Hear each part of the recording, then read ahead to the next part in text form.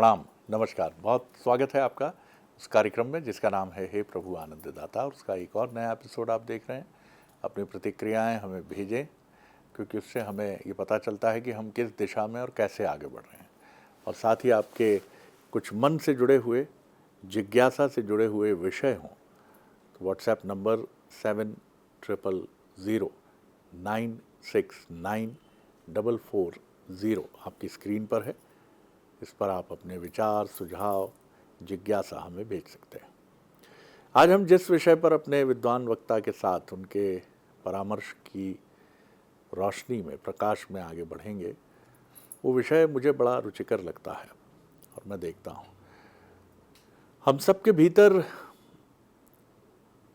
गुण हैं, और दुर्गुण नहीं कहूँगा मैं उसे, गुण का एक ऐसा रूप है जो उसको अतिरंजना यानी कि वो सीमाएं लांघ जाता है, ऐसा भी मैं नहीं कहूँगा।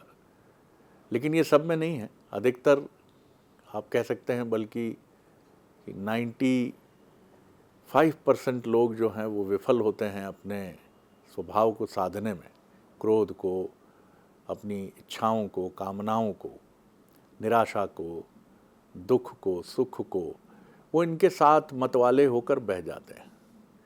लेकिन कुछ ऐसे होते हैं जो सही समय पर गुस्सा भी करते हैं, बहुत वीर होते हैं लेकिन डरते भी हैं। बल्कि दार्शनिक तो ये भी कहते हैं कि कोई ऐसा वीर नहीं है जो डरा ना हो। मैं भी कल्पना करता हूँ कि जब उज्जैनी के परम प्रतापी तेजस्वी महाराज विक्रमादित्य अपनी पीठ पर बेताल को लाद कर चलते होंगे और शमशान का वो वीराना अजीब अजीब प्रकार की आवाज़ें और तांत्रिक अनुष्ठान का वो केंद्र क्या उनके भीतर सिहरन नहीं पैदा करता होगा। लेकिन वीर अपने इस भय को अपनी कमजोरी नहीं, शक्ति बनाता है। राम अत्यंत संयमी हैं, लेकिन समुद्र के सामने 3 दिन की उपासना के बाद उनका भी क्रोध जागता है। कृष्ण हम देखते हैं महाभारत के प्रसंग में, आपको ऐसे 3-4 प्रसंग मिलते हैं। शिशुपाल का वध, जहाँ वो 100 अपशब्द कहने को जो उन्होंने वर दिया था कि 100 अपशब्द कहेगा शिशुपाल तब तक क्षम्य है, 101वां कहा तो इसकी गर्दन उतार दी जाएगी। भीष्म जब पांडवों की सेना का बहुत बुरी तरह संहार करते हैं तब कृष्ण संयम खो देते हैं और एक रथ का पहिया सुदर्शन चक्र की तरह उंगली में धारण करके लपकते हैं भीष्म की तरफ। अर्जुन उन्हें शांत करते हैं। अर्जुन जो हम बात कर रहे थे, वीर, ऐसा वीर कि युद्ध में डर गया हो, लेकिन ऐसा डरा जिसको आप कहते हैं कि डरना तो ज़रूरी है। ऐसा नहीं है कि जो दुनिया के तमाम मर्यादित संयमी पुरुष हैं, जो परमपिता परमेश्वर भी क्यों ना हो, उन्होंने भी लीला स्वरूप में क्रोध, दुख, नैराश्य ये सब दिखाया है। तो इन सब का एक संतुलन क्या है, एक आदर्श संतुलन क्या है, और कब ये बीमारी बन जाता है और कब ये शक्ति बन जाता है। डर भी शक्ति होता है मनुष्य की। अगर डर ना हो तो फिर आप जीवन में करें क्या, कैसे आगे बढ़ें आप। आज इसी को और ज़रा समझने की कोशिश करेंगे। सनातन के प्रकाश में हमारे साथ हैं भगवत गीता के अध्येता, मानस मर्मज्ञ प्रोफेसर डॉक्टर सुरेंद्र बिहारी गोस्वामी जी। प्रणाम कर रहा हूँ डॉक्टर। आज आपने जो विश्लेषण प्रस्तुत किया है उसमें उसका बड़ा अच्छा सारगर्भित विश्लेषण भी जी उदाहरणों के द्वारा व्यक्त किया है। जी। आप आज गुण का भी बात कर रहे हैं, गुण का चिंतन कर रहे हैं, आप भय की भी बात कर रहे हैं। भय के अतिरिक्त आप भय को शक्ति बनाने के संदर्भ में भी चिंतन कर रहे हैं। तो ये नाना प्रकार के विश्लेषण से मैं सुनते हुए खो गया और मैंने एक सार निकाला जी। पहला तत्व तो आप समझ लें, संसार में गुण ही गुण है, अवगुण कुछ नहीं है। संसार में जो कुछ भी है वो गुण ही गुण है जी। गुण को बहुत गहरी मीमांसा में कहें तो तत्व कहते हैं। 24 गुणों से बनी हुई हमारी ये शारीरिक संरचना है। हमारी पृष्ठभूमि शुरू होती है कि जब बिल्कुल संसार में कुछ भी नहीं था तो क्या थे, ये तत्व संसार में विद्यमान थे।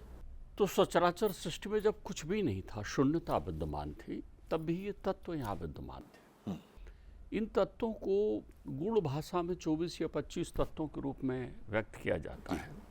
इन्हीं तत्वों को जिससे वाइफरकेट किया गया, जब इनको कंसंट्रेट किया गया, मतलब मिलाया गया एक साथ कि भैया 24-25 की बातें तो हम नहीं जानते, तो उन्होंने 3 प्रमुख तत्व माने।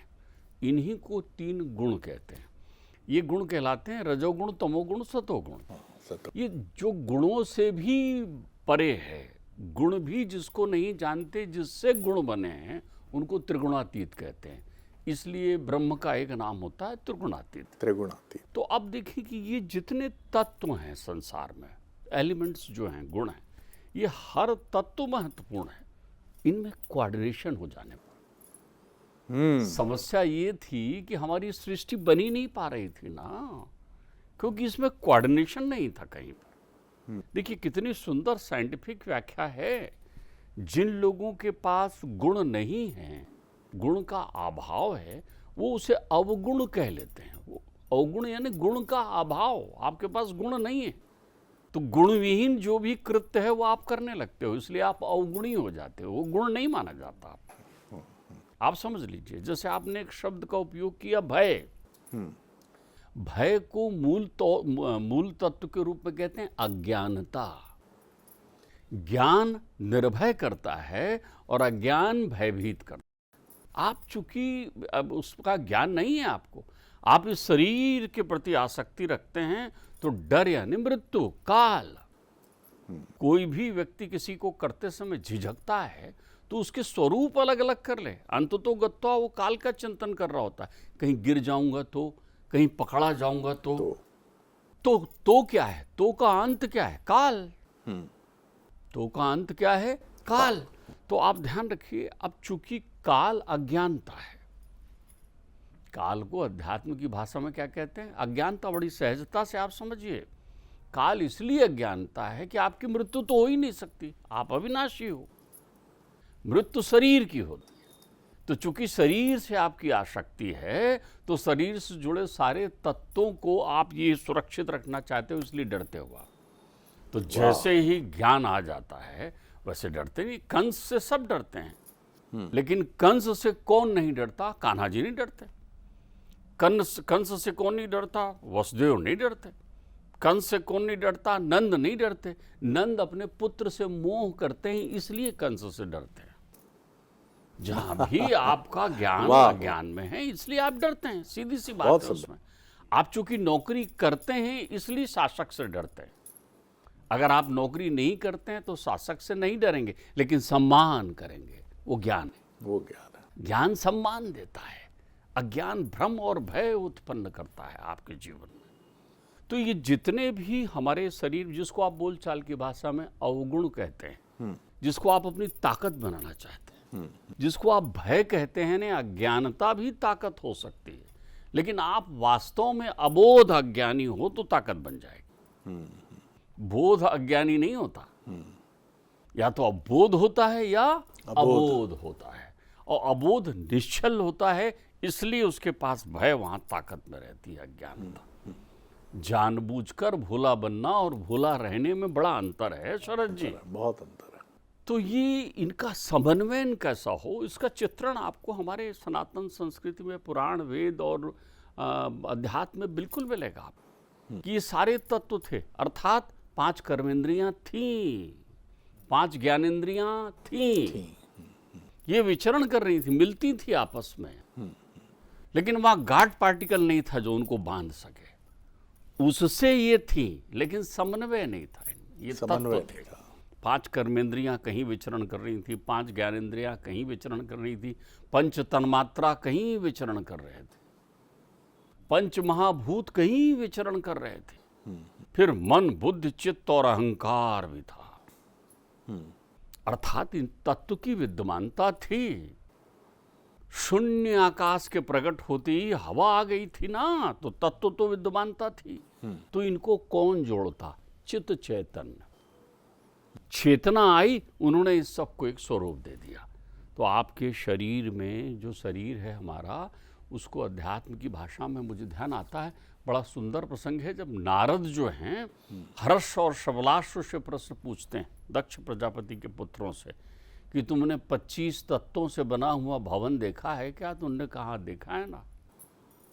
पिताजी गुनगुनाया करते थे, रे बंगला खूब बना गुलजार, इसमें नारायण बोले। यही है वो बंगला जो गुणों की खान है। ये सब शक्तिशाली और सब सृजनशील हैं। जैसे रसोई घर में सृजन करते समय बैठी हुई पाक शास्त्र की निपुण वो अलग अलग प्रकार के व्यंजनों में अलग अलग मसाला डालती है, लेकिन आपने देखा होगा गजब का अंदाज है। आपको कब याद आता है कि आपने अपनी माँ को चम्मच से नमक डालते देखा है? वो तो अब आते हैं विज्ञापन में कि उसमें आप 25 ग्राम फलाने डालिए, 5 ग्राम फलाने डालिए। उस समय तो माँ जो है वो अपने आप निकालती थी और सुंदर व्यंजन। आज भी रसोई घर में ऐसा कोई प्रमाप माप नहीं चलता। तो ये किस पर आधारित है? अनुभव पर। आपने कहा अनुभवी हैं, पढ़े लिखे नहीं हैं। नहीं, अनुभव ही ज्ञान है। और जहाँ अनुभव नहीं है वहाँ भय है। जहाँ अनुभव नहीं है वहाँ भय है। तो अनुभव के लिए यही कारण है ना कि आप भयभीत जो विद्यमान रहते हैं उसको हमारे यहाँ कालिक अंधेरा या अज्ञानता कहते हैं, भ्रम कहते हैं। उसके लिए हमारे यहाँ एक बड़ा सूत्र बनाया गया जिस पर दर्शन की अलग अलग व्याख्या की गई होगी, जिसको जो है रस्सी और सांप के रूप में व्यक्त किया जाता है कि अंधेरे में पड़ी हुई रस्सी सर्प का भ्रम देती। वाह। अंधेरे में पड़ी, ऐसा मुड़ी हुई पड़ी, आपने कहा देखो क्या काला नाक पड़ा है, वो तो फलाने सांप हो सकता है। अब आपने भ्रम जाल बनाना शुरू किया। यही भय है आपका।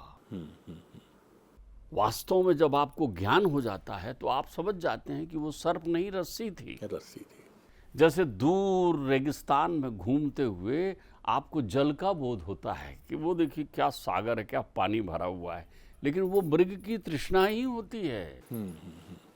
वो मृग तृष्णा ही कहलाती है। वैसे जीवन में जिन चीज़ों से आप भय करते हैं वो इसलिए करते हैं कि आप में गुण का अभाव हो जाता है, आप में ज्ञान का अभाव हो जाता है, आप में अनुभव की कमी हो जाती है। तो ये कैसे कमी हो सकती है? समन्वयन का अभाव जी। कभी आपने मिर्च का सदुपयोग नहीं किया। ये तो गृहिणी करती है ना रसोई में सुंदर वो बनाते समय। आप तो मिर्च को अतिरेक पर उपयोग करते हैं तो डॉक्टर के पास पहुंचते हैं गट हेल्थ की शिकायत लेके, पेट में जलन, छाले पड़ गए हैं क्योंकि आपने मिर्च का सदुपयोग नहीं किया। बिल्कुल वैसे ही क्रोध का सदुपयोग नहीं किया। क्या बात। ये तो तत्व है ना आपके जीवन का, तत्व है आपके जीवन का। आपको कितना सुंदर प्रश्न पूछे कोई व्यक्ति। आप देखो आज आप बड़ा दावा करते हैं कि आधुनिक युग में हैं और आप ये मानते हैं कि राम राज्य पुरातन युग होगा, तो राम जी ने ये प्रश्न क्यों पूछा अपने गुरुजी से? ऐसा प्रश्न तो आप भी नहीं करते लेकिन मन में उठते हैं। ये प्रश्न राम ही कर सकते थे। उन्होंने अपने गुरुजी से कहा आप कहते हैं सब प्राणियों को समान दृष्टि से देखो, सबके प्रति अगर मैं दृष्टि समान रखूंगा, भाव समान रखूंगा, तो क्या व्यवहार भी समान रखूं? फिर मैं सांप के ऊपर जाकर हाथ फेरूंगा गाय की तरह, आजा कितना प्यारा सांप है, तो मुझे डस लेगा। मैं शेर के पास भी पहुंचूंगा वैसे ही जैसे अपने घर में मैं गाय के पास पहुंचता हूं, तो शेर तो मुझ मेरे ऊपर आक्रमण कर देगा। फिर एक पिता अपने पुत्र को हमेशा ही प्रीति करता रहेगा। वो आएगा कोई भी ऐसा कार्य करके जो मर्यादा के विरुद्ध हो, तब भी पिता आलिंगन करेगा, हाँ मेरा पुत्र, हाँ मेरा पुत्र छोटा है। क्या ऐसा व्यवहार करना चाहिए? तो समदृष्टि और समभाव और सम व्यवहार में क्या अंतर होना चाहिए? तो गुरु जी उनसे कहते हैं सुनिए, अंतर मन में समभाव रखिए। अंतर मन में अपने भीतर समभाव रखिए। सर्वभूत हितरथा।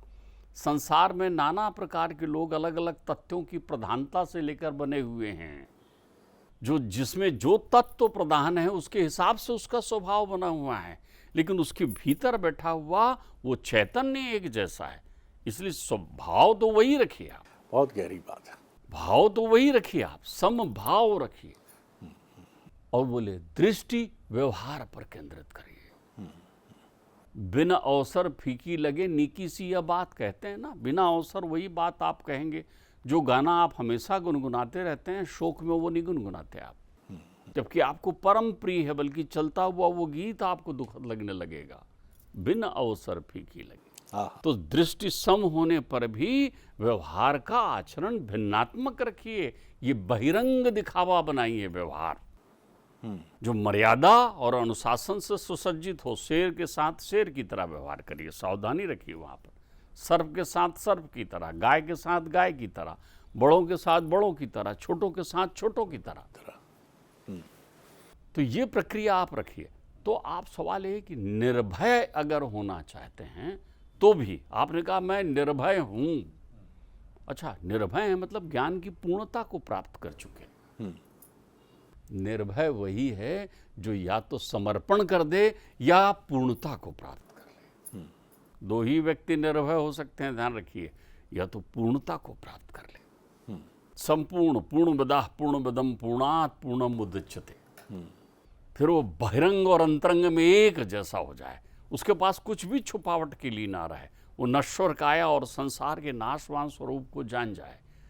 उसमें इतनी विरक्ति पैदा हो जाए कि वो दातार की तरह बहने लग जाए, जिसके लिए कबीर ने कहा है, कबीरा खड़ा बाजार में लिए लुआटी हाथ, और जो जग फूके आपनों सो चले हमारे साथ। ये पूर्ण हो जाइए, ये पूर्ण हो जाए। और नहीं तो फिर समर्पण की मुद्रा में हो जाइए, जैसे भक्त करता है। भक्त समर्पित हो जाता है। ये कितना सुंदरतम उदाहरण है महाभारत में निर्भय होने का। भय जहां शक्ति बन जाती है, भय जहां शक्ति बन जाती है। भय कब शक्ति बन जाती है? जब आप भाव जागृत करते हैं। भाव अनुभव से आता है, अनुभव समर्पण को स्मरण दिलाता है उसको। हमारे यहाँ समर्पण बहुत बड़ी भक्ति है। आप देखिए, अलग अलग सारे रस हैं वहां पर। द्रौपदी का चीर हरण 9 रस हैं वहां पर। द्रौपदी का चीर हरण, उसको बुलावा, उसका उठकर आना, फिर उसका कहना कि अभी नहीं, बलात् लेकर आना दुशासन का, उसको बाल खींचते हुए सभा में, सभासदों में उसके सबको देखना चारों तरफ। अब आप देखिए कितने भाव नृत्य कर रहे हैं वहां पर, कितना स्वरूप नृत्य कर रहा है वहां। वहां भय शक्तिशाली बनाएगी, वो भय से जीत रही है। क्यों? भय को कहा जा, मेरी इस अज्ञानता को मैं समर्पित करती हूं उसको। किसको? जब दांत ना थे तब दूध दियो, और जब दांत दियो तो अन्न भी दोगे। वही भाव पलटू कहते हैं, अजगर छ करे न चाकरी, पंछी करे न काम। ये समर्पण भक्ति की पराकाष्ठा है। उसका आश्रय ले रही है वो समर्पण भक्ति का, आत्मनिवेदन कर रही है। सब तरफ देखा, सबकी नजरों को झुकाया उसने। देखो, भय में भी पराजित कर रही है छत्राणी। वैसे नहीं हरा पाई तो नजरों से हरा रही है। ये भीष्म की नजर झुक जा रही है, ये गुरु, उनकी नजर झुक जा रही है। आप समझिए, किसी छत्री का किसी स्त्री के सामने शीश झुका लेना उसकी पराजय है। सबको पराजित करती है वो अकेली वहां पर, सबको नजर भर भर कर देख रही है। और फिर वो अपने उस अज्ञान और भय के आधार पर जकड़ती पकड़ती है, भागती है, दौड़ती है, चिल्लाती है, चीखती है कि मेरा पल्ला ना खींचो, मेरा पल्ला ना खींचो, तू खींच रहा है।